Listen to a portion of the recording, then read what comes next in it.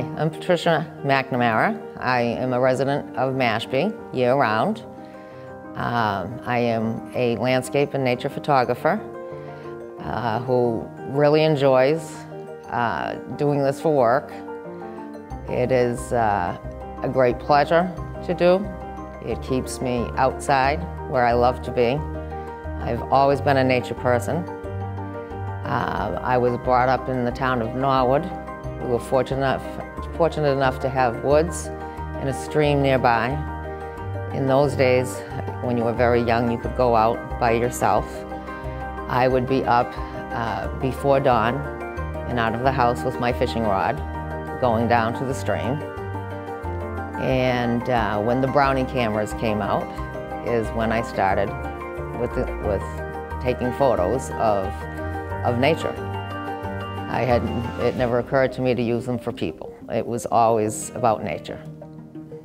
Okay, I lived on the vineyard for many years, during the 70s and most of the 80s, and decided to move over to this side of the pond and see what it was like. This is where I raised my children. Continued with photography, however, it was always for me. It was not something I had ever thought of selling. It was just something I enjoyed doing, and I enjoyed learning. And of course, at that time, we were still using film. And that, of course, was a slow process because film was expensive. There was that you had to get the shot. There was the wait until you get it in the mail to see if you got the shot. And so that was a whole different world with film.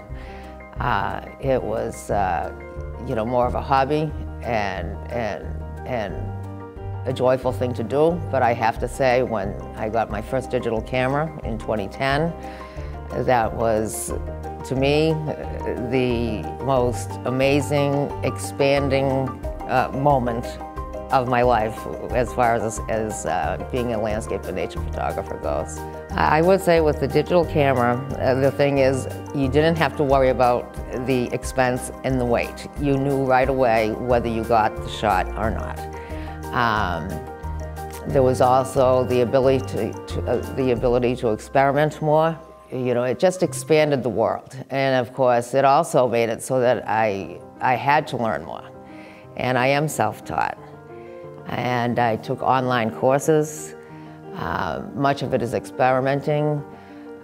Social media plays a role in this. There are groups on LinkedIn and other social media that are specifically for photography, in which you can learn so much. It's incredible. I mean, you go on a discussion, you see what it's about, and then you get out there and see if you can do it.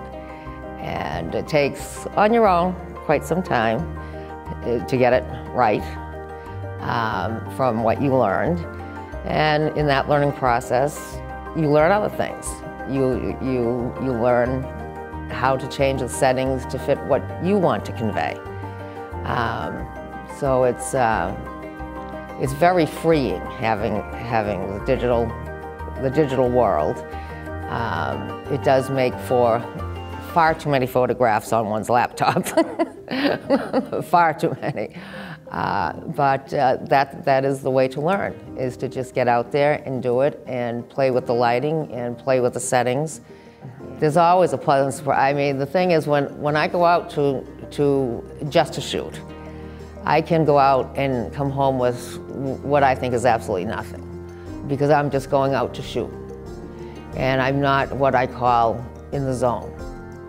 There are other times when I go out and I go into what I call the zone.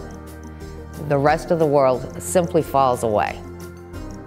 I only see what I'm seeing, and that is when I get the best shots. I see it, I'm in the moment.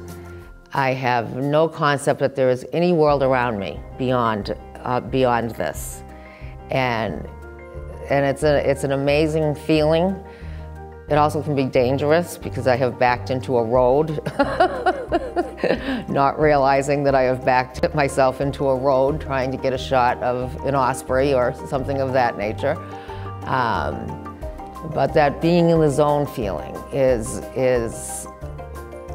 is what makes me realize that I am a photographer by nature. It is in my blood. It is something I have to do. I have to shoot. I always have to shoot. I take the camera with me every place I go. If I'm snowed in, I will sit in my kitchen and just keep shooting any bird that happens to come in the yard. I will see a branch. I will see something about that branch and I will shoot that branch. It is as if I have to shoot. I could not go a day without shooting. It's just part of my being. So I am. I mean, I'm always looking around. You never know what you're going to see. Just coming down this road in the last few weeks, there has been one red-tailed hawk who has always presented himself to me in various places. So now I am very aware of this hawk. And, you know, he's done me some favors. He's posed properly for me. You just never know when the moment is going to appear. It is a year-round thing. When I am out there in the winter, it is no different than when I'm out there in the summer. The beauty is there. It's always there. There is always something.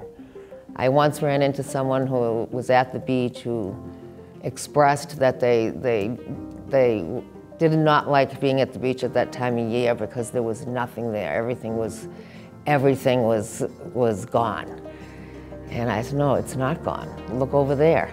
There are buffleheads over there. There is a whole set of ducks over there. The water is so blue at this time of year, in contrast with the brownish, copperish of the marsh. Everything is, that beauty is there year-round. The beach is a year-round place for me. It's just absolutely gorgeous, and not just for people who run down to get the sunset shots. It's just so much more than that. There is so much more than that. Okay, pursuing birds is an interesting thing. For me, it is the most difficult because I am not working with high-end equipment. And birds tend to not cooperate. I've always told people that someday I am going to produce a book called The Big Book of Blurry Bird Behinds. Because as soon as I focus in, that can often be what I get. Getting them in flight is a difficult thing to do. Because my favorite subject actually is the osprey. I love raptors, but the osprey are the most personable of birds that you'll ever meet. I refer to them as people. They have personalities. I could take anyone to numerous nests and tell them the personality of this couple. I mean, some are nervous, some are distant. None of them are very pleased that I'm around. There is one osprey pair I've been following in Centerville for, I don't know, at least 6 years. They know me very well. They don't like me being around. They have flown right at me when sitting on eggs.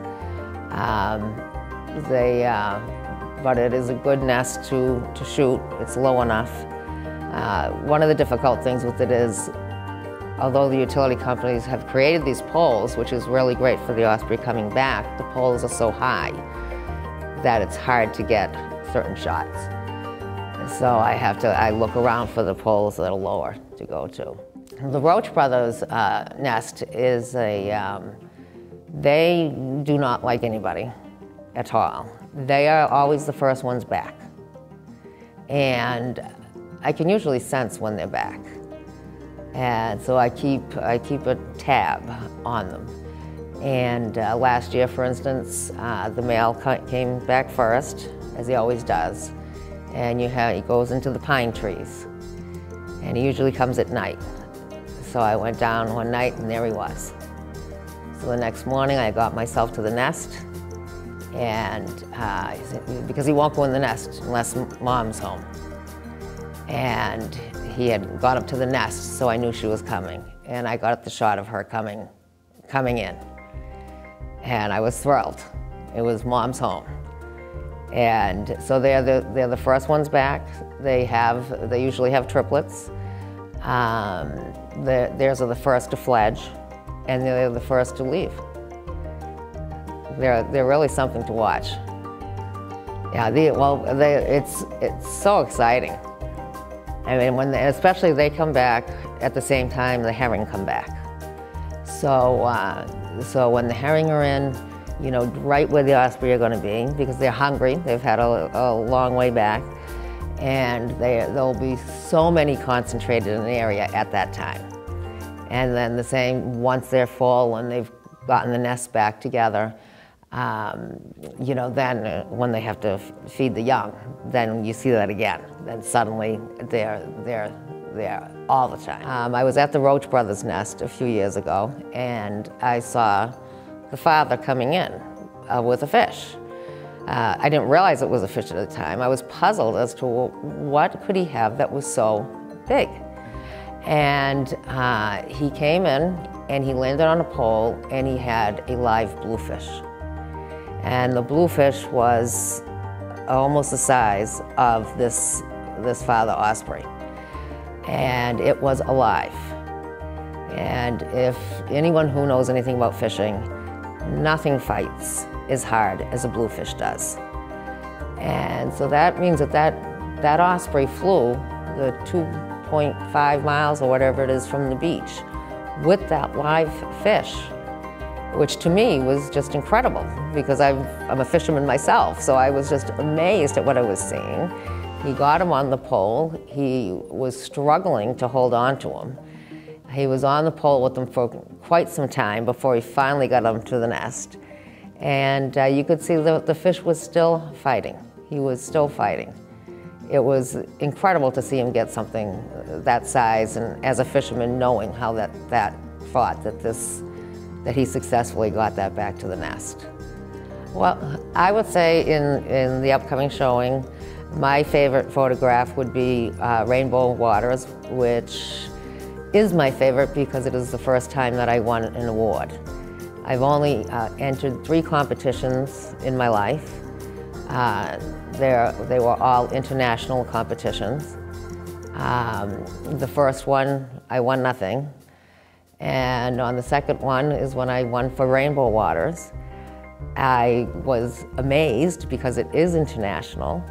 It is with photographers who are not self-taught like myself and probably have the higher end equipment. And I was just absolutely thrilled. I just couldn't believe it, and it gave me more confidence to enter another competition, another international competition last spring. And out of 9 submissions, 5 of my submissions were recognized. I won awards. Well, when it comes to the end product for me, is I want to be able to convey to people through my photography, not just the photo, not the place. I want to convey the feeling of the moment. And to me, to do that, I have to keep the photo exactly as what I saw. So although I do image editing for other people, and I may do a little cropping for composition, I really want the shot to be the shot. So I do not over-edit my photos. I want the person to see exactly what I saw and to be able to feel exactly what I felt at that moment. Not to look at a photograph and have an initial reaction of it being a good photograph, only to realize as they look deeper into it that it's been altered to the point where it may not necessarily be what that moment was.